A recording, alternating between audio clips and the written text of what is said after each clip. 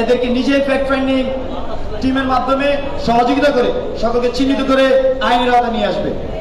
তার পরবর্তীতে এই যে কর্মযজ্ঞের কথা আমি বলছি, সেই কর্মযজ্ঞ পরিচালনা করতে 5 আগস্টের পর থেকে এখন পর্যন্ত আমাদের কোথাও কোথাও হিমশিম খেতে হচ্ছে।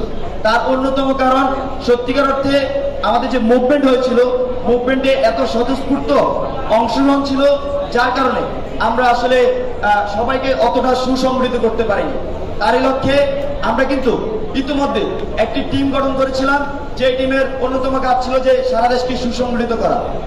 সেই টিমের প্রেক্ষিতে পাশাপাশি আমরা জিনিসটাকে এক্সটেন্ড করে আরো মহৎ পরিকল্পনা আগাচ্ছি। আমাদের আপনার ইতিমধ্যে ঘোষণা করেছে 5ই আগস্ট আমাদের শহীদ মার্চ।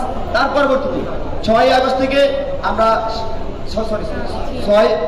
6ই সেপ্টেম্বর থেকে আমরা সারা দেশে বিভাগীয় সফর শুরু করব। আমাদের প্রত্যেকটি বিভাগে